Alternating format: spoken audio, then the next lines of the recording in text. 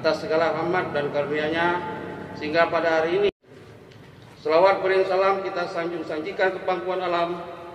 Perjudian melanggar pasal 20 Kanun Aceh nomor 6 tahun 2014 selama 2 hari atau dihitung selama 1 bulan atau 1 kali cambuk.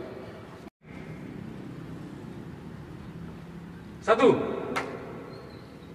2, 3, 8, 9, 10. Mulai. 1, 6, 7. Selesai.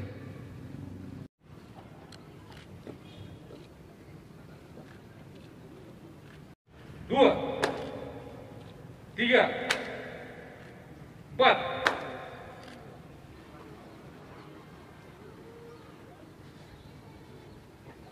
19, 20, 21, 22.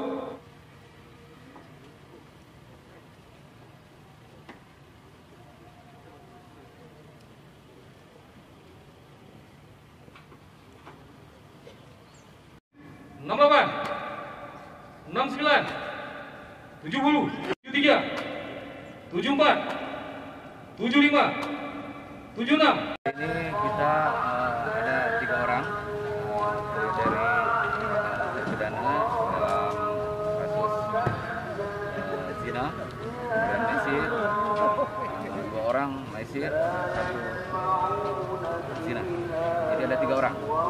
Kan penahanan badan juga 60 bulan, kemudian dilakukan cambuk 100 kali cambuk. Demikianlah tadi pelaksanaan hukuman cambuk terhadap 3 terhukum tersebut. Dengan berakhirnya acara cambuk tadi, maka berakhirlah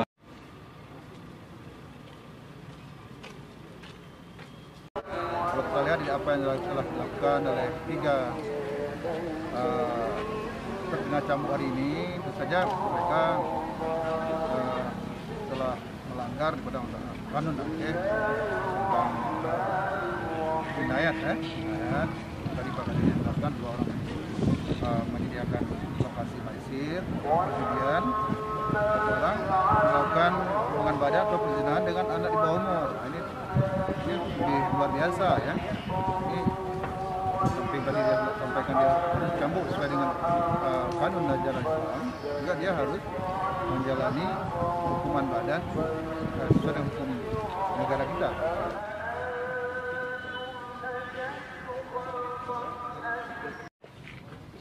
dengan berakhirnya acara cambuk tadi, maka berakhirlah